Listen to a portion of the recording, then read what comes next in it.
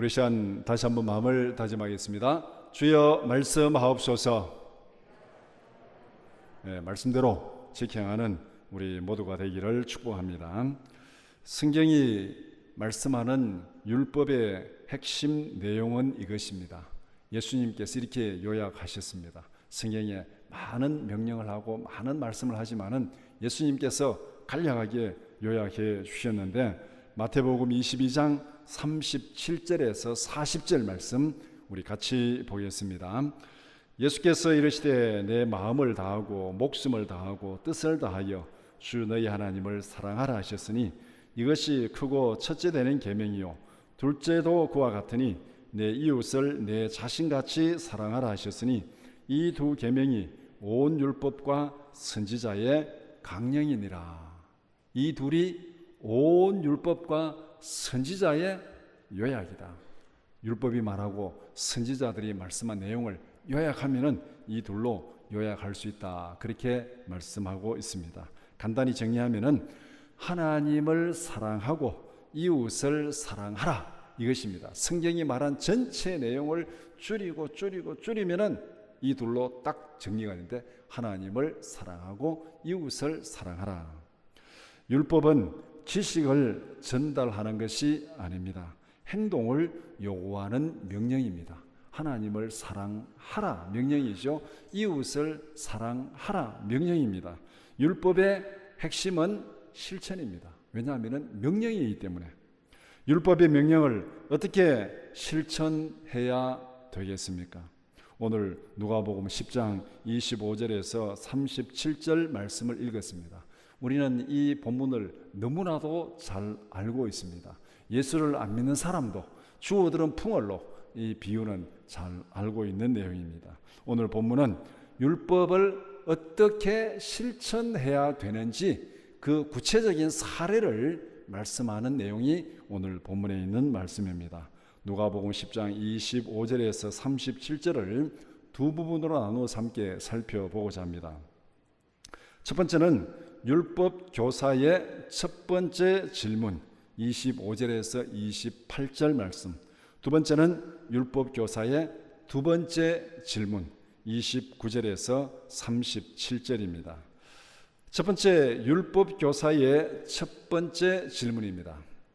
첫 번째 질문, 율법 교사는 어떤 의도로 예수님께 어떤 질문을 하였습니까? 25절에 어떤 율법 교사가 일어나 예수를 시험하여 이르되, 이렇게 말씀합니다.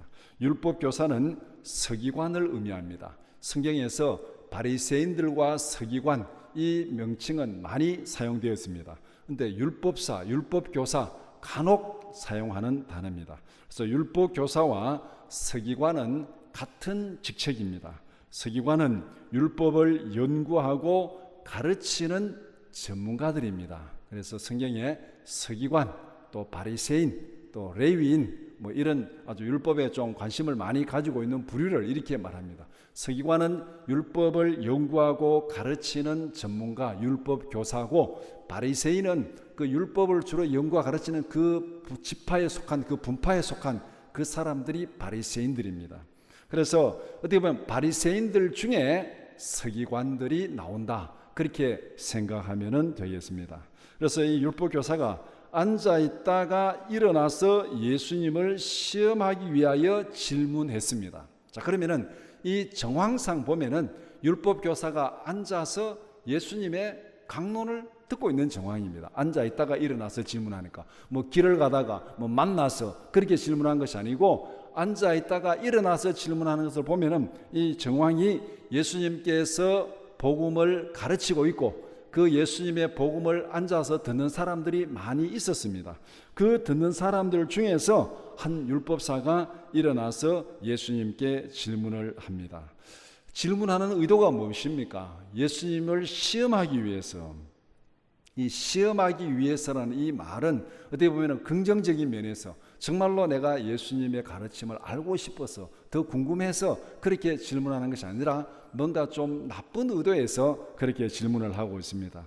예수님의 가르침에 반박하기 위해서 질문하는 것일 수도 있습니다.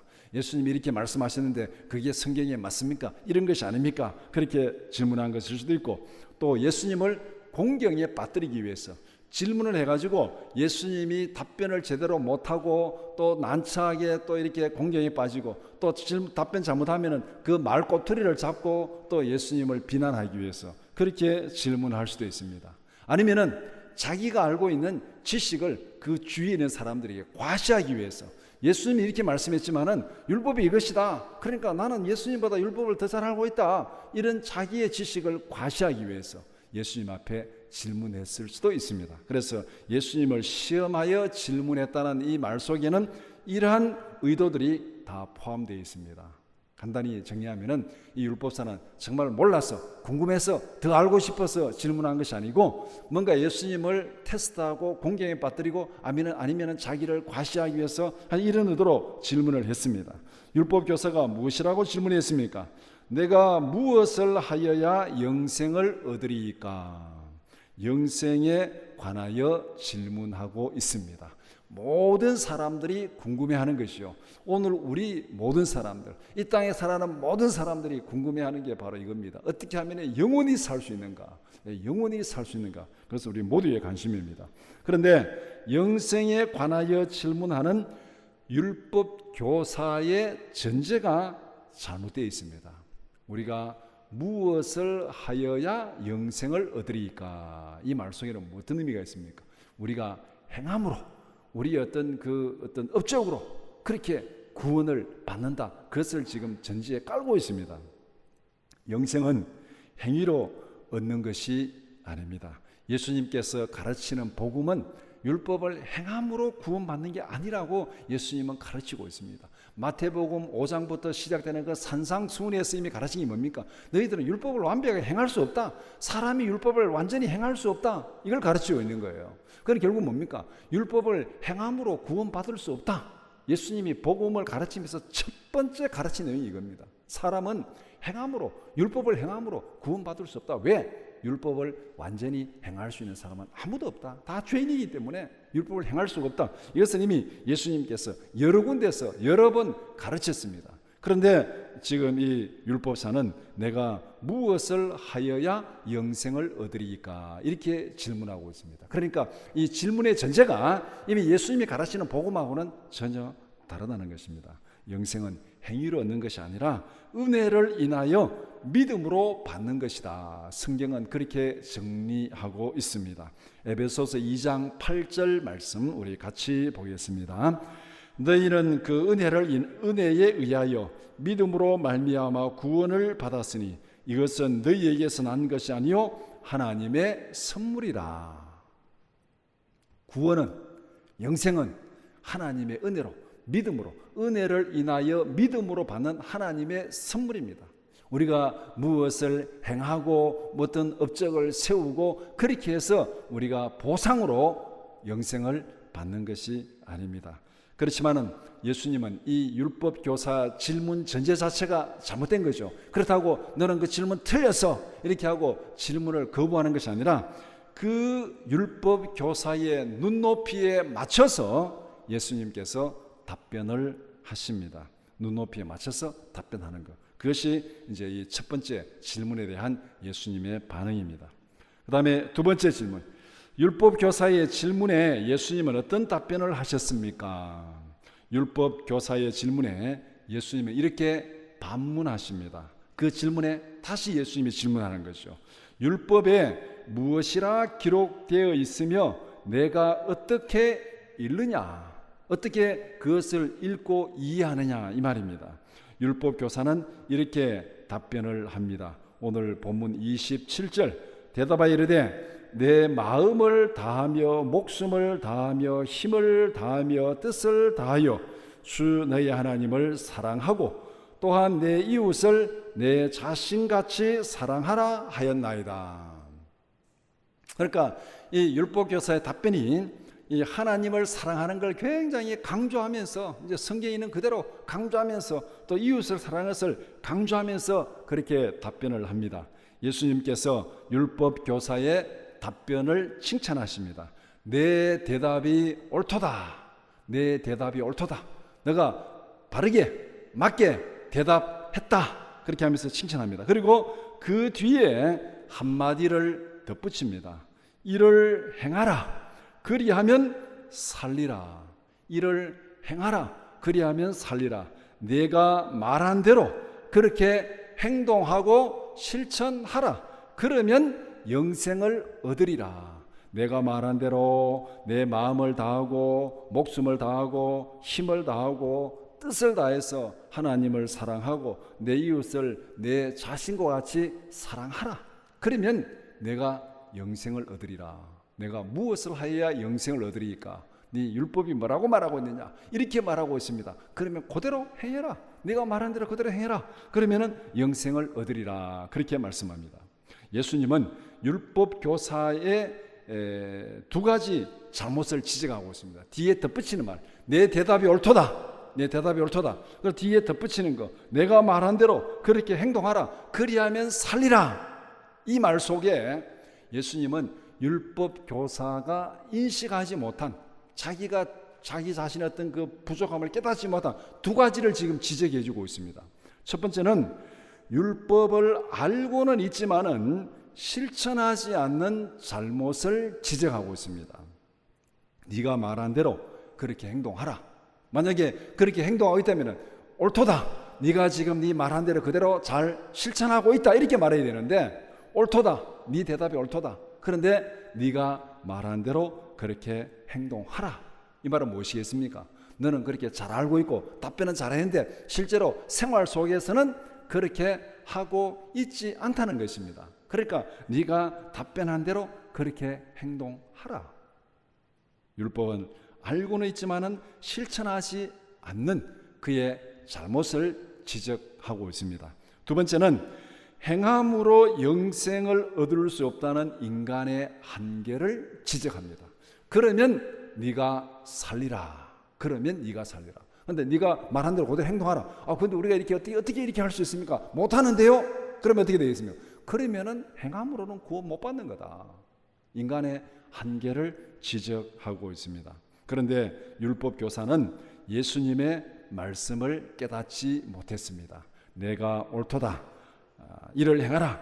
그리하면 살리라. 예수님이 이렇게 말씀했는데 율법 교사는 예수님께서 말씀하시는 핵심을 깨닫지 못했습니다. 왜냐하면은 자기를 칭찬하는 말에 정신이 팔렸습니다. 내 말이 옳도다. 여기에 이미 그렇지. 내가 잘 알지. 내가 바로 대답했지. 여기에 그냥 딱 정신이 팔려요. 그 뒤는 듣질 않았습니다. 그 뒤에 예수님이 말씀하는 그 내용은 놓쳤습니다. 예수님이 말씀하는 핵심은 네가 옳도다. 거기 있는 것이 아니고 그 뒤에 있었습니다. 이를 행하라. 그리하면 살리라. 예수님의 핵심은 뒤에 있었는데 율법 교사는 예수님의 칭찬에 정신이 팔려가지고 그러면 그렇지. 내가 제대로 알고 있지. 하고 그 뒤에는 안 들었습니다. 무시했습니다. 사람들은 자기가 듣고 싶은 것만 들으려는 경향이 있습니다. 관심 있는 것만 보고 들으려는 경향이 있습니다. 율법 교사는 자기 과시욕에 빠져서 진리를 깨닫지 못했습니다. 자기 과시욕에 빠져서 내가 그래 잘 알지. 내가 잘 알지. 여기에 빠져가지고 진리를 깨닫지 못하는 이 잘못이 지금 이 예수님과 율법 교사의 첫 번째 주고받는 대화에서 나타난 율법 교사의 이 허점, 부족한 점입니다. 두 번째, 율법 교사의 두 번째 질문. 첫 번째 질문, 율법 교사는 어떤 의도로 예수님께 어떤 질문을 하였습니까? 율법 교사가 예수님께 두 번째 질문을 합니다. 앞에서 어떻게 했습니까? 자기 칭찬, 예수님이 칭찬한 거기에 이미 딱 엎대 정신이 팔려가지고 29절에 이렇게 질문합니다. 그 사람이 자기를 옳게 보이려고 예수께 여짜오되. 첫 번째 질문은 뭡니까? 예수님을 시험하여 여짜오이르되. 예수님을 시험하기 위해서 질문을 했습니다. 두 번째 질문은 달랐죠. 자기를 옳게 보이려고 앞에서 예수님이 칭찬하는 그 칭찬에 업되어가지고, 흔히 말하는 예수님의 칭찬에 마음이 업되어가지고 지금 오버하고 있는 겁니다. 그렇지. 예수님이 나를 인정했구나. 그러면 내가 이제 한마디 또 더해가지고 예수님의 인정을 더 받는 또 이런 질문을 하고 있는 겁니다. 그래서 두 번째 질문한 내용이 무엇입니까? 그러면 내 이웃이 누구니까? 내 이웃을 내 몸과 같이 사랑하라. 이것을 행하라. 그러면 살리라. 이렇게 예수님이 답변했고 자기가 답변했고 예수님이 내 대답이 옳다. 이렇게 했으니까 지금 율법교사가 자기를 옳게 보이려고 그렇게 지금 내 이웃이 누굽니까? 이렇게 질문합니다. 그러니까 옳게 보이기 위해서 내 이웃이 누구입니까? 이렇게 질문하는 이 율법교사의 질문 속에는 어떤 의미가 포함되어 있겠습니까? 내 이웃이 누군지 구체적으로 말씀해 주십시오. 나는 이미 내 이웃을 내 몸과 같이 사랑하고 있습니다. 이게 지금 이 안에 포함되어 있는 거예요. 나는 내 이웃을 내 몸과 같이 사랑하고 있습니다. 그 이웃이 누굽니까? 누구다? 너 이웃은 누구다? 예, 맞습니다. 나는 그 사람을 내 몸과 같이 사랑하고 있습니다. 이렇게 지금 딱 맞장구를 쳐야 이게 딱 맞아 들어가는 거죠. 이런 자만심이 그의 질문 속에 묻어 있습니다. 내 이웃이 누구입니까? 나는 이미 내 이웃을 사랑하고 있습니다. 그래서 예수님이 너 이웃이 서기관이다, 바리새인이다, 누구다 이렇게 말하면 맞습니다. 예수님 나는 그래 사랑하고 있습니다. 그래 너 잘한다. 이렇게 얘기가 나가야 지금 이 율법교사가 상상하는 그 그림대로 가고 있습니다. 율법교사가 상상하는 이웃은 자기가 내 이웃이 누굽니까 할 때 진짜 몰라서 묻겠습니까? 자기를 잘 보이려고, 자기를 옳게 보이려고 묻기 때문에 이미 자기 나름대로는 내 이웃이 누군지 알고 있어요. 자기 나름대로 이 사람이 내 이웃이다 알고 있는데 예수님 앞에 질문하는 거예요. 그래서 율법교사가 상상하는 이웃은 소수의 선별된 사람입니다. 내 이웃은 누구냐? 소수의 선별된 사람. 1차적으로 유대인이어야 합니다. 그들이 생각하는 이웃은 유대인이어야 합니다. 유대인. 그 다음에 자기와 동질성을 가지고 있는 사람들이어야 합니다. 자기와 비슷하고 자기에 가까이 있고 자기와 어울리는 사람. 그러니까 서기관들이나 바리새인들이 여기에 포함될 수 있습니다. 그러니까 율법교사가 그 머릿속에 상상하는 이웃은 소수의 선별된 사람. 그런데 많은 사람들 중에서 내 몸과 같이 사랑해야 할 소수의 이웃은 누구입니까? 이렇게 지금 율법교사가 예수님 앞에 질문을 하고 있습니다. 자기를 옳게 보이려고. 율법교사가 생각하는 이웃의 개념 속에는 사마리아 사람들은 거기에 포함되지 않습니다. 이방인들은 거기에 포함되지 않습니다. 이런 사람들이 그가 생각하는 이웃이라는 생각 속에는 꿈에도 없습니다. 왜? 유대인들은 기본적으로 사마리아 사람들하고 상종을 하지 않습니다. 개 같은 사람들과 취급합니다. 어떻게 그 개가 이웃이 될 수 있습니까? 개 같은 사람이 이웃이 될 수 없죠.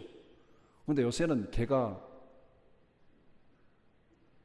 이웃이 아니라 자식이 되고 있어요. 내가 며칠 전에 언뜻 TV를 보니까 완전히 TV에 무슨 혼자 산다 그런 프로그램인가 뭔가 모르는데 집안이 완전히 개판이라. 개가 그냥 몇 마리씩 돌아다니면서 개가 자기가 개 보고 엄마라 그러고 하여튼 할아버지 보고 할아버지한테 인사해라 그러니까 할아버지가 나는 개 손자 둔 적이 없다고 그러고 하여튼 세상이 이상하게 돌아가는데 유대인들은 어쨌든 이방인들을 개 취급합니다. 개가 이웃이 될 수 없는 거예요. 그러니까 이 사람이 생각하는 상상 속에는 이방인, 사마리아인, 얘는 이웃의 근처에도 못 가는 사람들입니다. 예수님은 율법교사의 이런 잘못된 생각을 깨우쳐 주십니다. 그래서 사마리아 사람을 주인공으로 등장시켜서 비유를 말씀합니다. 예수님은 율법교사가 질문하는 그 허점, 그 생각의 부족한 점 다 알고 계시면서 이제 그 눈높이에 맞춰가지고 너는 질문 틀렸어 이렇게 말하지 않고 그 질문에 맞춰가지고 답변하시면서 그의 생각을 교정해가는. 그래서 이런 배경에서 우리가 말하는 그 유명한 선한 사마리아인의 비유가 시작됩니다. 두 번째 질문. 예루살렘에서 여리고로 내려가던 한 사람은 어떤 어려움을 당하였습니까? 어떤 사람이 예루살렘에서 여리고로 내려가고 있었습니다. 전후 문맥상 이 사람은 당연히 유대인이었습니다. 예루살렘에서 여리고로 내려가는 유대인. 이 사람은 여리고로 내려가다가 강도들을 만났습니다. 쉽게 말하면 떼강도를 만난 거예요. 강도들이 그의 옷을 벗겼다. 강도들을 만났습니다. 강도 한 사람을 만난 게 아니고 떼강도를 만난 거죠. 여행자는 강도들에게 모든 것을 다 빼앗겼습니다. 옷까지도 다 벗겨졌습니다. 강도들에게 죽기 직전까지 두들겨 맞았습니다. 그리고 길가에 버려졌습니다. 시큰 두들겨 맞고 옷을 다 벗기고 길가에 던져졌습니다. 버려졌습니다. 누군가 도와주지 않으면 거기서 그렇게 죽을 수밖에 없습니다. 혼자서는 도저히 살아날 수 없는 상황, 거의 죽기 직전, 의식이 정말 왔다 갔다 할 정도로 두들겨 맞아가지고 길가에 버려졌으니까 혼자서 뭐 어떻게 일어설 수도 없고 길을 갈 수도 없고 뭐 소리칠 수도 없고 그런 상황입니다. 다른 사람의 도움이 절대적으로 필요한 상태였습니다. 만약 이 사람이 의식이 있고 소리를 지를 정도가 되었으면 지나가는 사람들에게 소리라도 질렀겠죠. 근데 소리 지를 정도의 힘도 없고 의식이 왔다 갔다 할 정도로 거의 죽게 된 상태, 그런 상태로 버려졌다고 말하고 있습니다. 이 상태는 어떤 상태입니까? 혼자 버려두면은 죽을 수밖에 없는 상황. 이 사람이 죽는 것은 시간 문제입니다. 도움을 주는 사람의 조건을 따질 상황이 아니죠. 이 사람이 유대인이 하더라도 누가 와서 자기에게 도움을 줄 때 나는 당신 도움 받을 필요 없어, 난 당신은 내게 필요 없어, 이렇게 뭐 조건을 따질 상황이 됩니까? 지금 뭐 이방인, 사마리아인, 내 도움을 주는 사람에게 그 도움 조건 따질 그런 형편이 못 됩니다. 유대인의 도움은 되고 이방인의 도움은 내가 받지 않겠다, 뭐 이런 정도. 무조건 도움이 필요한 상황입니다. 누구든 무조건 도움이 필요한 사람, 뭐 짐승이든 뭐든 뭐 개가 와서 어떻게 하든 간에 뭐 무조건 도움이 필요한 사람, 흔히 말해서 지푸라기라도 잡아야 되는 그런 상황이 지금 이 강도 많은 사람의 형편입니다. 세 번째 질문, 강도를 만나서 거의 죽게 된 사람을 도와준 사람은 누구였습니까? 강도를 만나 죽어가는 사람 옆으로 많은 사람들이 지나갔습니다. 오늘 본문에는 세 사람은 언급하고 있는데 딱 세 사람만 지나갔겠습니까? 하여튼 여러 사람 지나가는데 그 중에서 딱 지목할 만한 사람 세 사람. 첫 번째, 한 제사장이 지나갔습니다. 제사장이 길을 가다가 강도 만나서 죽어가는 사람을 보았습니다. 제사장은 그를 보고 모른 척하고 피하여 지나갔습니다. 율법에 뭐라고 말하고 있느냐? 율법에 무엇을 해야 영생을 얻으리까? 이렇게 말하면 지금 율법을 제일 잘 알고 제일 잘 실천하는 사람이 누구겠습니까? 제사장이, 대표가 제사장이잖아요. 율법을 제일 잘 알고 제일 실천해야 되는 사람이 제사장이에요. 그런데 그 제사장이 보고 모른 척하고 피하여 지나갔습니다. 먼저 피하여 지나갔다는 것은 이 강도 만난 사람이 길 이쪽 편에 있다면 저쪽에서 보고 제사장 그 반대편으로 피하여 지나갔다는 거죠. 뭐 제사장 나름대로 자기 나름대로 뭐 여러 가지 뭐 이유가 있겠죠. 뭐 시체를 만져서 뭐 이렇게 해서는 안 되고 뭐 등등 이유가 있을 수 있습니다. 그런데 이 본문에서 제사장이 이 예루살렘에서 여리고로 내려갔다는 것은 제사장이 자기 임무가 끝나고 내려가는 겁니다. 성경에 보면은 여리고에 제사장들이 많이 모여서 집단 생활 모여 살았답니다. 그래서 이 예루살렘에 와서 자기 당번이 되면은 예루살렘에 와서 성전에서 제사를 드리고 자기 당번이 끝나면은 이제 자기 살던 여리고로 내려가는 거예요. 그러니까 지금 제사장 입장에서 보면은 자기 당번이 끝났어요. 예를 들어서 예루살렘에 제사 드리러 가는 상황이라면은 문제가 좀 다를 수도 있습니다. 제사 드리러 가면은 이 시체를 만지면 자기가 정결케 하는 그 시간이 필요하기 때문에 자기 제사 직무를 감당하지 못할 수도 있습니다. 그런데 예루살렘에서 여리고로 내려간다는 것은 제사 직무가 끝나기 때문에 시체를 만졌다 손 치더라도 정결케 하는 시간 별 문제가 되지 않는, 요사이로 말하면 자가격리 별 문제가 되지 않는 그런 시간입니다. 상황입니다. 그런데 제사장이 못 본 척하고 그냥 지나쳤습니다. 그 다음에 한 레위인이 지나갔습니다. 레위인도 강도 만나서 죽어가는 사람을 보았습니다. 레위인은 그를 보고 못 본 척하고 피하여 지나갔습니다. 제사장이 성전에서 제사를 드리는 사람이라면 레위인은 성전에서 제사 드리는 일을 돕는 사람들입니다. 제물을 잡고 성전 기구들을 정리하고 이렇게 제사를 돕는 사람들. 그러니까 레위인도 율법에 관해서는 둘째가 라면 새로운 사람들입니다. 그런데 그 사람도 강도 만난 사람을 보고 못 본 척 지나갔습니다. 율법에 무엇이라고 말하느냐? 지금 이 대화가 중심 주제가 율법이 뭐라고 말하느냐잖아요. 그대로 행하라는 거잖아요. 그런데 제사장, 레위인, 율법의 전문가들이 지금 강도 만난 사람을 보고 죽어가는 사람을 보고 그냥 지나쳐 버렸습니다. 강도 만난 사람에게는 모든 희망이 다 사라졌습니다. 제사장도 레위인도 그냥 지나쳤는데 누가 그 사람을 도와주겠습니까? 그런데 그 와중에 어떤 사마리아 사람이 그 길을 지나갔습니다. 사마리아 사람은 강도 만나서 죽어가는 사람을 보았습니다. 그는 못 본 척하고 지나치지 않았습니다. 그를 보고 불쌍히 여겼다. 그를 보고 불쌍히 여겼다. 앞에 있는 사람들하고 차이점이 여기는 거예요. 불쌍히 여겼다. 그리고 가까이 가서 응급 치료를 해 주었습니다. 기름을 붓고 포도주를 상처에 붓고 싸매어 주었습니다. 기름을 붓는 것은 일단 이 상처의 그 진통제 역할을 하는 것, 좀 상처를 시원하게 가지고 아픔을 줄이는 것. 그 다음에 포도주를 붓는 것은 이게 이제 소독하는, 포도주가 알코올이 들어있잖아요. 그래서 우리 여러분들 주사 맞으러 가면 알코올 가지고 이렇게 닦고 주사 맞잖아요. 알코올이 이게 소독 효과가 있는 거. 포도주를 붓는 거는 이제 소독 효과가 있는 거죠. 진통제 쓰고 그 다음에 소독제 쓰고 이렇게 아주 이제 싸맸다는 거죠. 그렇게 싸매서 주막으로 데리고 가서 돌보아 주었습니다. 그리고 주막 주인에게 돈까지 주면서 더 돌봐주라, 치료해주고 모자라면은 내가 돌아올 때 다시 내가 돈을 더 주겠다. 그러면서 이 사람도 굉장히 바쁘다는 것이요. 굉장히 바쁜 사람입니다, 이 사람도. 그러니까 이 바쁜데도 불구하고 그렇게 다 챙겨가지고 주고 돈까지 주면서 돌봐주라. 내가 바쁜 볼 일이 있어서 갔다 올 때 모자라면 내가 더 주겠다. 이렇게 자기가 시간이 바빠서 못하니까 돈까지 주면서 다른 사람에게 부탁하고 갈 정도로 이 사마리아 사람은 이 강도 만난 사람을 철저하게 도와주었습니다. 강도 만난 유대인을 도와준 사람은 누구였습니까? 제사장, 레위인 아니었습니다. 사마리아 사람, 간단히 말하면 이방인, 유대인들이 개같이 취급하는 이방인들이 그 강도 만난 사람을 도와주었습니다. 네 번째 질문, 예수님은 율법교사에게 어떤 질문을 하시고 어떤 명령을 하셨습니까? 비유를 말씀하신 예수님은 율법교사에게 이렇게 질문을 합니다. 36절 말씀 제가 읽어드리겠습니다. 내 생각에는 이 세 사람 중에 누가 강도 만난 자의 이웃이 되겠느냐? 누가 강도 만난 자의 이웃이 되겠느냐? 강도 만난 사람 입장에서 보면은 누가 자기의 이웃이냐? 이렇게 질문하고 있습니다.